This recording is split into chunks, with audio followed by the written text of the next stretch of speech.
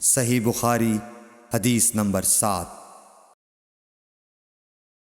ہرقل شاہ روم نے قریش کے قافلے میں ایک آدمی بلانے کو بھیجا، اور اس وقت یہ لوگ تجارت کے لیے ملک شام گئے ہوئے تھے، اور یہ وہ زمانہ تھا جب رسول اللہ صلی اللہ علیہ وسلم نے قریش اور ابو سفیان سے ایک وقتی عہد کیا ہوا تھا۔ جب ابو سفیان اور دوسرے لوگ ہرقل کے پاس ایلیا پہنچے جہاں ہرقل نے دربار طلب کیا تھا، اس کے گرد روم کے بڑے بڑے لوگ، علماء، وزراء و امراء بیٹھے ہوئے تھے۔ ہرقل نے ان کو اور اپنے ترجمان کو بلوایا، پھر ان سے پوچھا کہ تم میں سے کون شخص مدعی رسالت کا زیادہ قریبی عزیز ہے؟ ابو سفیان کہتے ہیں کہ میں بول اٹھا کہ میں اس کا سب سے زیادہ قریبی رشتہ دار ہوں۔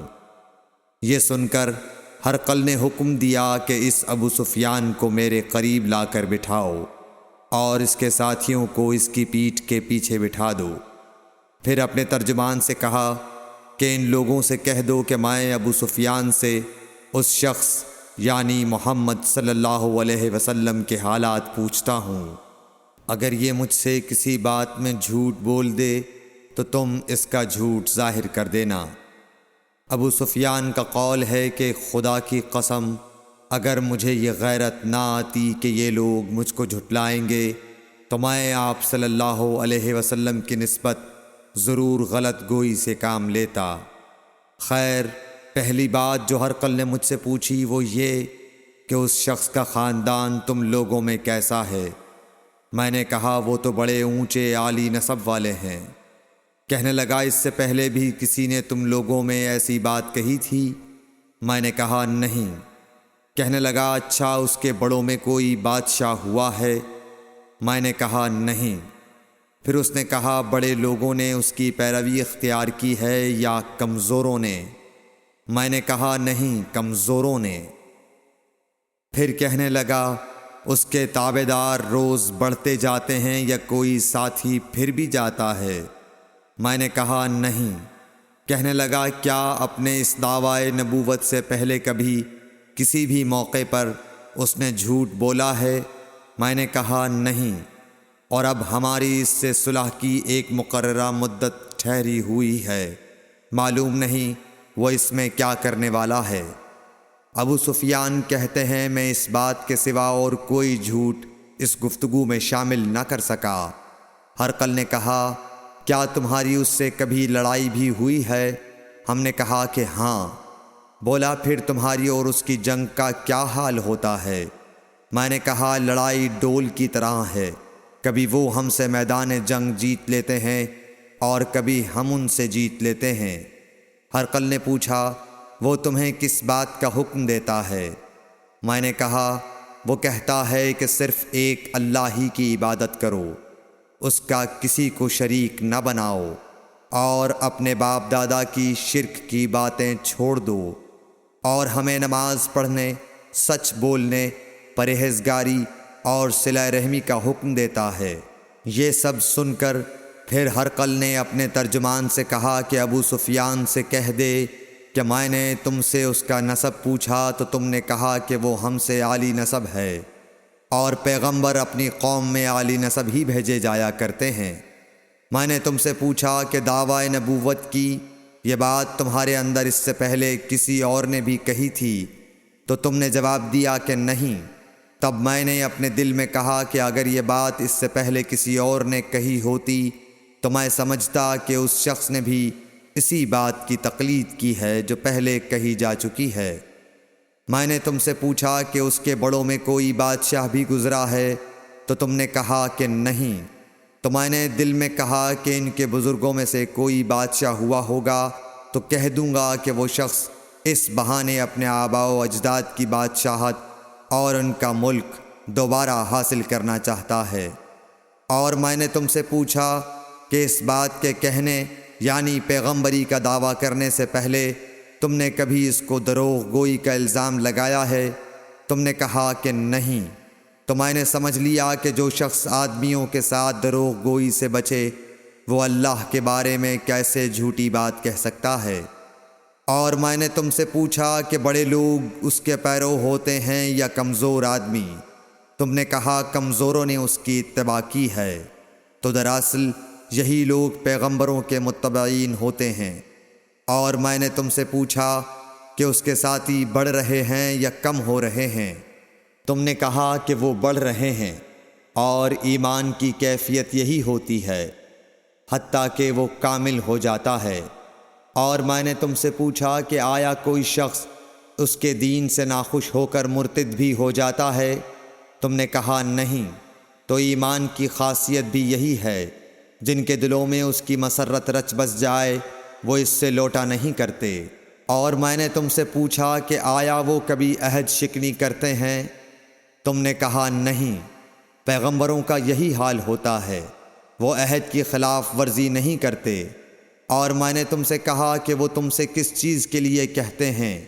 تم نے کہا کہ وہ ہمیں حکم دیتے ہیں کہ اللہ کی عبادت کرو، اس کے ساتھ کسی کو شریک نہ ٹھہراؤ، اور تمہیں بتوں کی پرستش سے روکتے ہیں، سچ بولنے اور پرہیزگاری کا حکم دیتے ہیں۔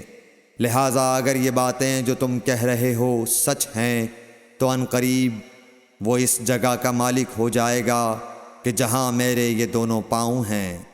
مجھے معلوم تھا کہ وہ پیغمبر آنے والا ہے، مگر مجھے یہ معلوم نہیں تھا کہ وہ تمہارے اندر ہوگا۔ اگر میں جانتا کہ اس تک پہنچ سکوں گا تو اس سے ملنے کے لیے ہر تکلیف گوارا کرتا۔ اگر میں اس کے پاس ہوتا تو اس کے پاؤں دھوتا۔ ہرقل نے رسول اللہ صلی اللہ علیہ وسلم کا وہ خط منگایا جو آپ نے وہیہ کلبی رضی اللہ تعالیٰ عنہ کے ذریعے حاکم بصرہ کے پاس بھیجا تھا، اور اس نے وہ ہرقل کے پاس بھیج دیا تھا۔ پھر اس کو پڑھا تو اس میں لکھا تھا، اللہ کے نام کے ساتھ جو نہایت مہربان اور رحم والا ہے۔ اللہ کے بندے اور اس کے پیغمبر محمد صلی اللہ علیہ وسلم کی طرف سے یہ خط ہے شاہ روم کے لیے۔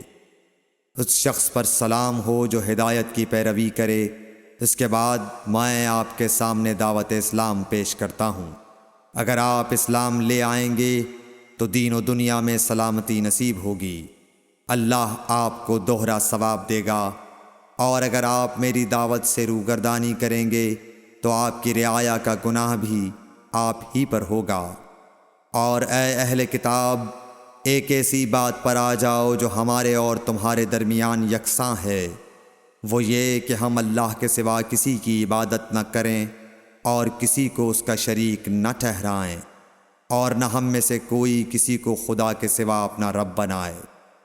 پھر اگر وہ اہل کتاب اس کتاب سے منہ پھیر لیں تو مسلمانوں، تم ان سے کہہ دو کہ تم مانو یا نہ مانو، ہم ایک خدا کے اطاعت گزار ہیں۔ ابو سفیان کہتے ہیں، جب ہرقل نے جو کچھ کہنا تھا کہہ دیا اور خط پڑھ کر فارغ ہوا تو اس کے ارد گرد بہت شور و غوغا ہوا، بہت سی آوازیں اٹھیں اور ہمیں باہر نکال دیا گیا۔ تب میں نے اپنے ساتھیوں سے کہا کہ ابو کبشہ کے بیٹے حضرت صلی اللہ علیہ وسلم کا معاملہ تو بہت بڑھ گیا۔ دیکھو تو اس سے بنی اصفر روم کا بادشاہ بھی ڈرتا ہے۔ مجھے اس وقت سے اس بات کا یقین ہو گیا کہ حضور صلی اللہ علیہ وسلم ان قریب غالب ہو کر رہیں گے، حتیٰ کہ اللہ نے مجھے مسلمان کر دیا۔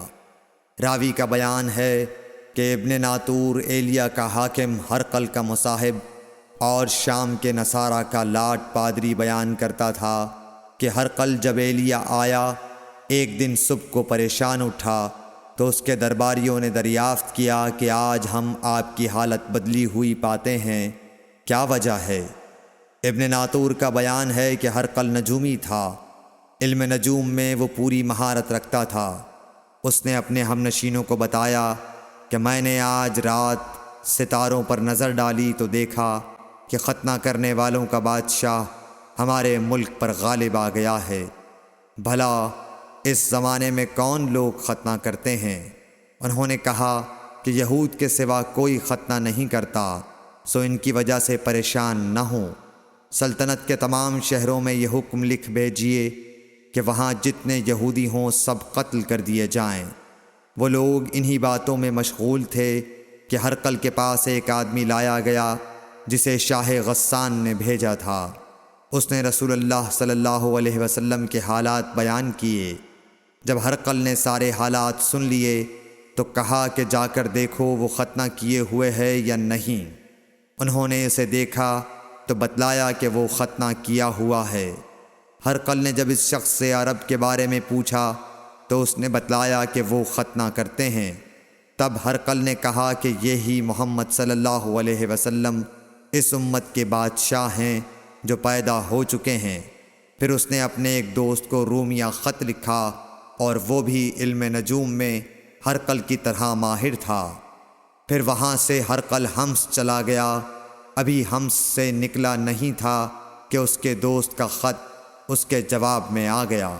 اس کی رائے بھی حضور صلی اللہ علیہ وسلم کے ظہور کے بارے میں ہرقل کے موافق تھی کہ محمد صلی اللہ علیہ وسلم واقعی پیغمبر ہیں۔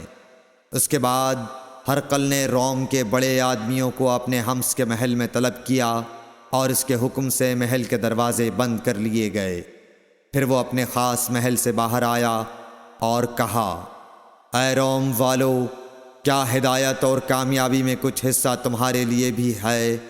اگر تم اپنی سلطنت کی بقا چاہتے ہو تو پھر اس نبی صلی اللہ علیہ وسلم کی بیعت کر لو اور مسلمان ہو جاؤ۔ یہ سننا تھا کہ پھر لوگ وحشی گدھوں کی طرح دروازوں کی طرف دوڑے مگر انہیں بند پایا۔ آخر جب ہرقل نے اس بات سے ان کی یہ نفرت دیکھی اور ان کے ایمان لانے سے مایوس ہو گیا تو کہنے لگا کہ ان لوگوں کو میرے پاس لاؤ۔ جب وہ دوبارہ آئے تو اس نے کہا، میں نے جو بات کہی تھی اس سے تمہاری دینی پختگی کی آزمائش مقصود تھی، سو وہ میں نے دیکھ لی۔ تب یہ بات سن کر وہ سب کے سب اس کے سامنے سجدے میں گر پڑے اور اس سے خوش ہو گئے۔ بالآخر ہرقل کی آخری حالت یہی رہی